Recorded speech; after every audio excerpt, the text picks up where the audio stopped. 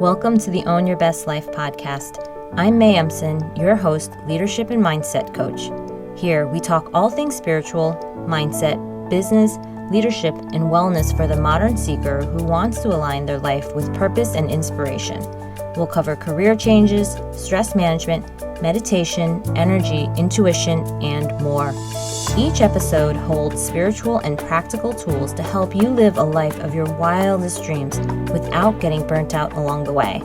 Ready to live a life on your own terms? This is the Own Your Best Life podcast.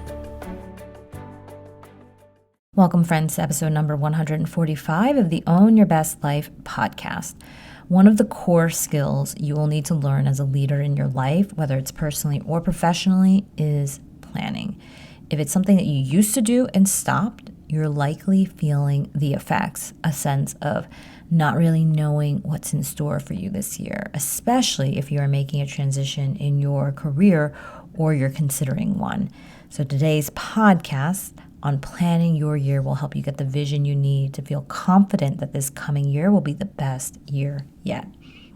So I was at a dinner with some sales leaders this past week after a leadership training that I was facilitating and leading. And we talked about career paths, and I mentioned how my plans have led me to where I am today. Specifically, I had a 5-year plan after business school, and it came to fruition, even though I wasn't constantly looking at it. And I realized also that my lack of plans have also led to the times in my life where I felt the most confused and unsure of what was next.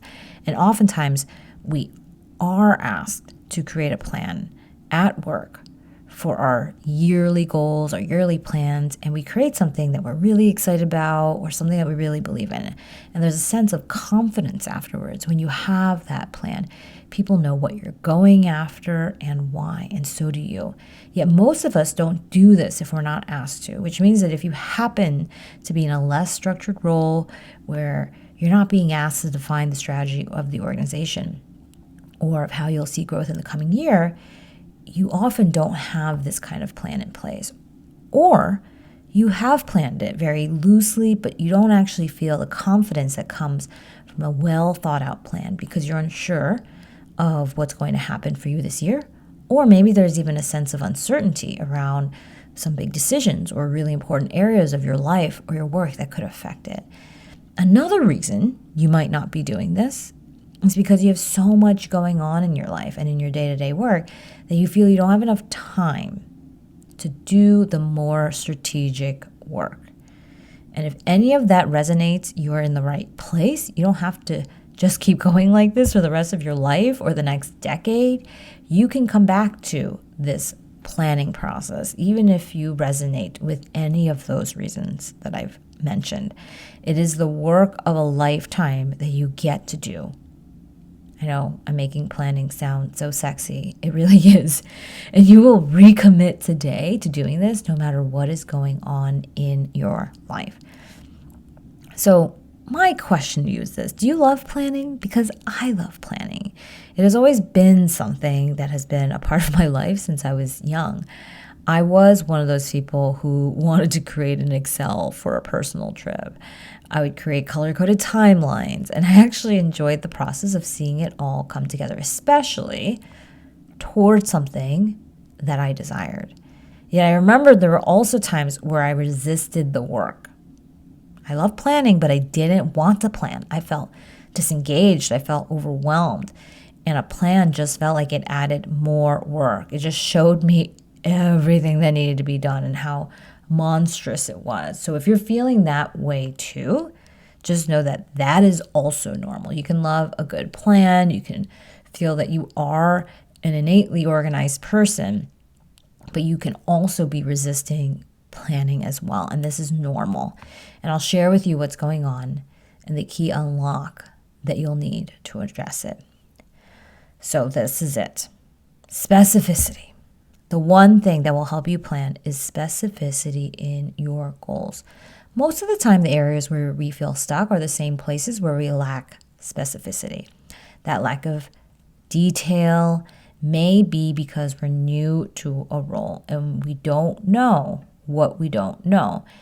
It might also come from disengagement because you just don't care as much anymore about what you're working on. Maybe you're bored, maybe you've been doing it for a while, maybe now you're doing tasks that you don't really love anymore, or you don't feel like you can do it well because you're being stretched so thin. So the next reason you might have that lack of specificity is because you feel overwhelmed and you're just barely making it through the week.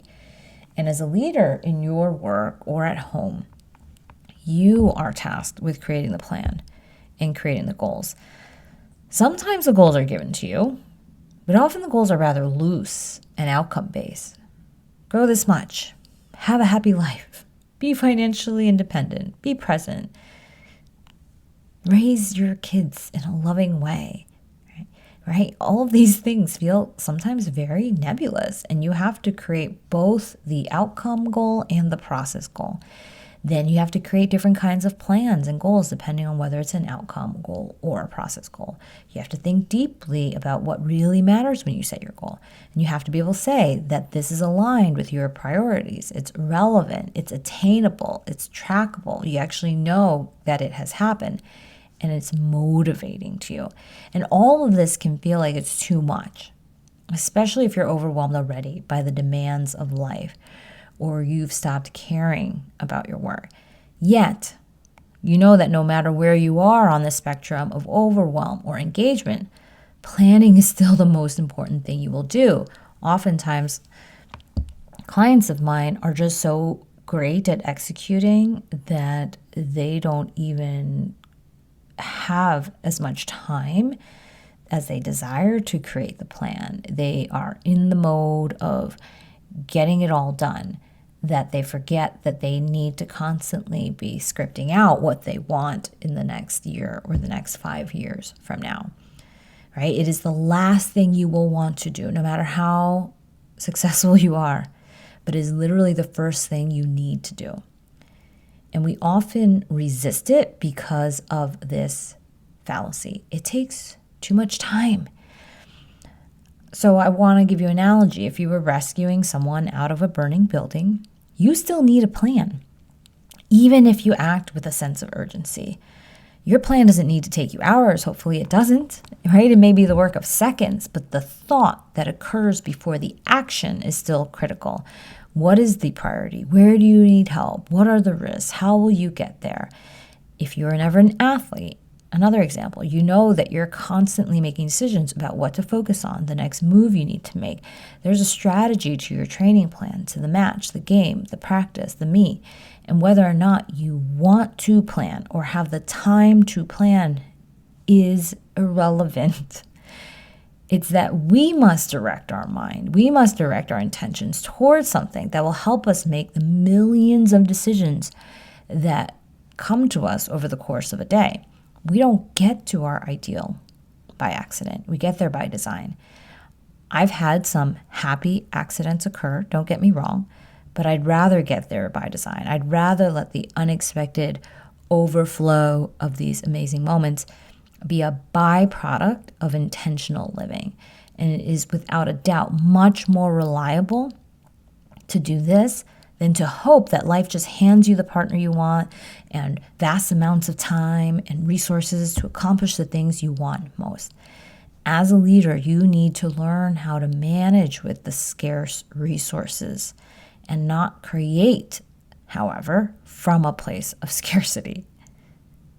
And this means that if you feel like you have no time and then you don't plan your life or your work, you will be creating from scarcity, creating a feeling of never having enough, and therefore you will never see enough. What if you will always be in a cycle of problem, then solution, problem, then solution? You probably always will, right? I don't think you've ever not had problems come up, if you're a human at least.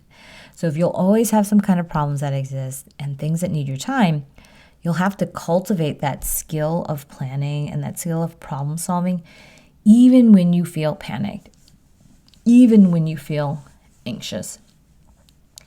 And if you feel uncertain about what lays ahead, that's also another reason why people don't plan. They think there's nothing they can do right now, so they'll just lay low. What if there were things to do? I remember I was hosting a lot of live trainings before the pandemic. And during the pandemic, it wasn't possible anymore. Should I wait it out and hope we go back? I didn't. I pivoted and I took everything online, everything. I spent hardly any time lamenting or complaining about why this wasn't ideal. And I was wondering why that was the case, right? I just made the changes and moved forward. And for me, it's because I know that you will always have uncertainty. Always. And I've come to just accept that as soon as I think something is always going to be this way, it changes. Right? So what if you have a big transition that's happening right now in terms of an addition to your family or a new job? Should you not plan? I would definitely be planning even more. And I remember that when I was in transition to motherhood and I was shifting identities of what I wanted and who I thought I was dying to have an experience like the one I take people through.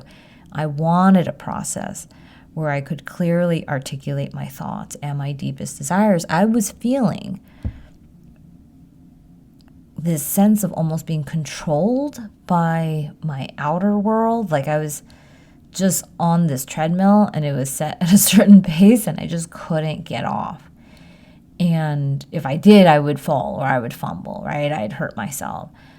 So it was a very different sense of ownership over my own life. I almost felt like I didn't own my life. I felt like I just had to just keep following through. And at some point, it would all be okay. And really, I started noticing that when I was doing something wasn't aligned with maybe what others were. Like I was having a baby now and other people weren't. I'd have to figure out what that meant to me. No one else would figure that out for me. I had to decide what kind of parent I wanted to be, how much time was enough to spend with my child. Did I want to work? Did I not want to work? How did I want to work? All those questions I started realizing, as much as I wanted to find them in a book, and I read many, I will tell you, there are all sorts of opinions across the board of what's right. And you still, at the end of the day, have to be the one that decides how you want to live, what is success to you.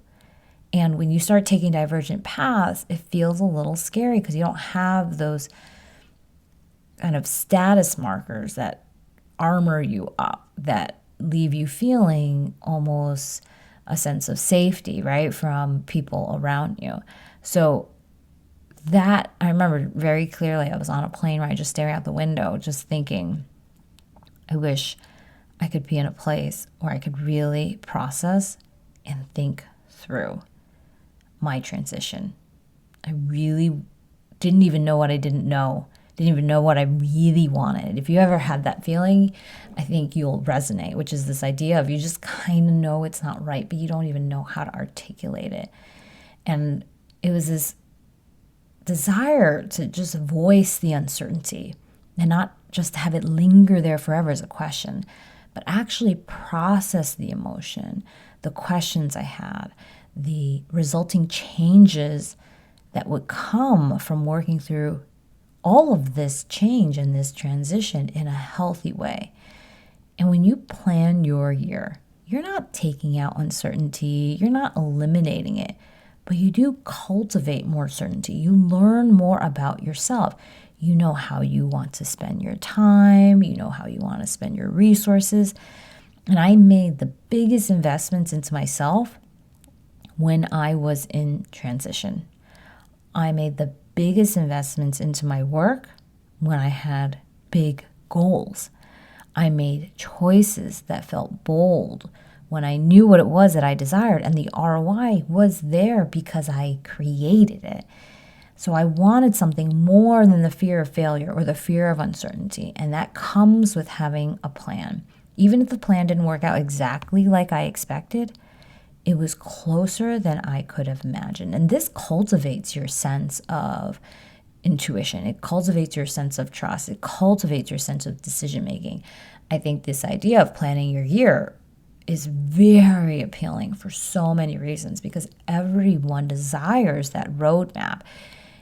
And I know I do this practice. I encourage my clients to do it too, where we plan our days, we plan our weeks, we plan our months. And what this helps us to do is to be able to direct our mind, direct our attention, practice more mindfulness and intentionality over the course of the day, over the course of the hour, over the course of the week, the month, the year, all of those things. And this is why things happen. And it will feel, for many of you who I work with, like a 180 change, this feeling of like, wow, like I didn't want to do this at all. And now I think this is the best thing ever. Or I resisted this and now I think it's the best. We think we're so much more fixed than we are. I was talking to another coach, right, about kind of enjoying the life that coaching has created. And I really sat with that idea that through coaching, I really have a life that I actually enjoy. And sometimes it's even hard for me to take it all in. Like I almost equate it to that feeling of, the wind coming at you with the full force and you can hardly breathe. And as soon as you learn to just kind of regulate your breath, you can start to breathe more naturally.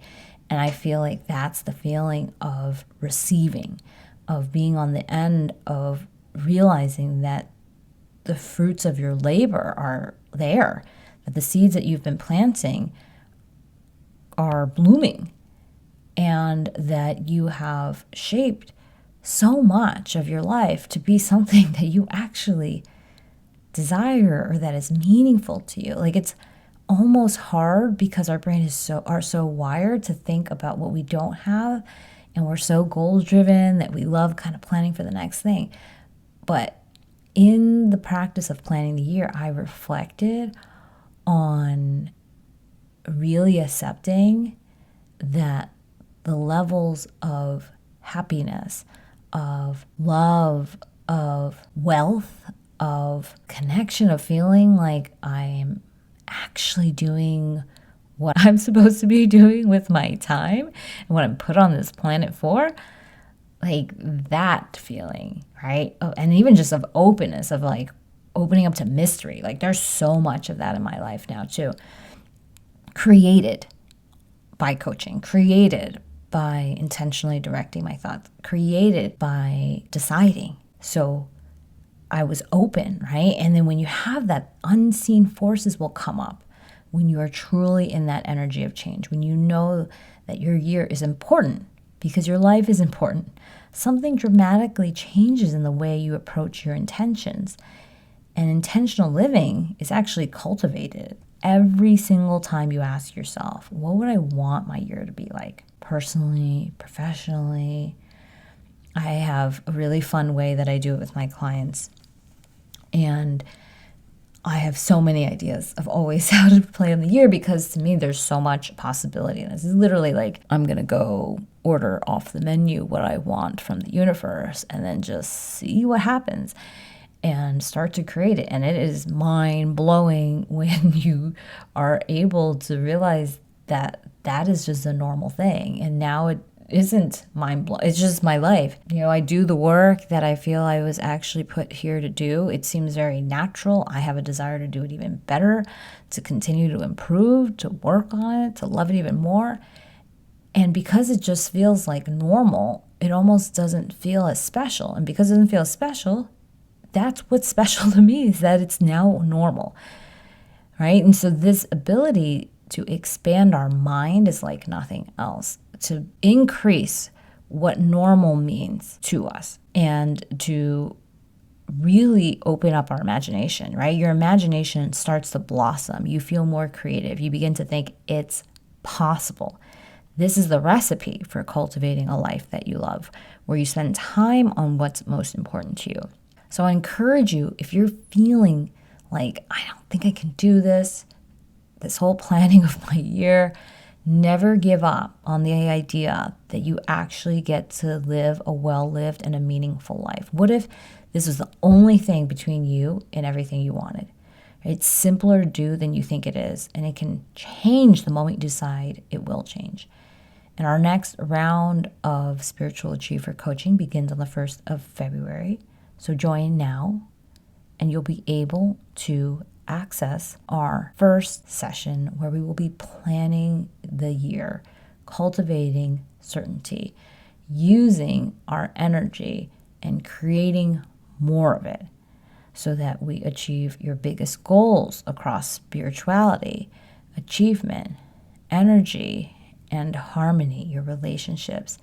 So this, as a reminder, is a powerful group and private coaching hybrid experience. It is for the achiever who wants to expand their vision of what's possible, who feels like sometimes they're being really stretched and they need to break free of that cycle of overwhelm, of burnout, and make space for what they want to bring into their life even more. So it is 12 months of support, individualized guidance, and community. You will have retreats, energetic portals that will open and release so that you can shift into these altered states of consciousness, make progress against what you most desire again and again and again until you essentially make your life your vision board. Right? So join now, take the first step, and you can schedule a consultation at www.mayemson.com/contact. No matter when you are listening to this episode, reach out and we will get you started so that you can see the results now. All of the trainings are recorded, and I continue to release live ones as I learn, as I grow, as I find more refinements and ways of making this work simpler, easier, more impactful for all of you. It's my commitment to giving you the best of what I've learned across leadership, across psychology, across behavior changes, mind-body practices, spirituality, and energy. So this is the time, no matter when you feel that you're ready, you're never going to have that moment where it all feels like I have so much time and space for it. We make the time, we make the space because we desire something to shift. We desire something to change. And from that place, we create time for you. We create the energy that you've desired. We create the freedom that you've wanted so that you can live the life without the overwhelm, without the anxiety, and without a burning sense of wondering if you're making the right choices, if you're really living into your purpose, if you're truly spending the time that you have on this planet the way that you want. So again, reach out at www.mayemson.com/contact, and we will get all your questions answered. All right, my friends, that is it for this week. I'm so excited to begin the work with all of you. I hope you take a moment to plan your year. If you want to join us in the process to plan our year together, come on in. All right, I'll see you on the inside. Have a good one. Thanks so much for joining us this week on Own Your Best Life. Make sure to subscribe to the show on iTunes or wherever you listen to podcasts so that you'll never miss a show. And while you're at it, can you please rate and review on iTunes? I would so appreciate it. Share it with a friend, take a screenshot of it, and tag @MayEmson. This helps continue to get the word out. For more show notes and resources, check out www.mayemson.com. It'll have all the links to everything you heard here today. Thanks so much for listening. It's time to own your best life.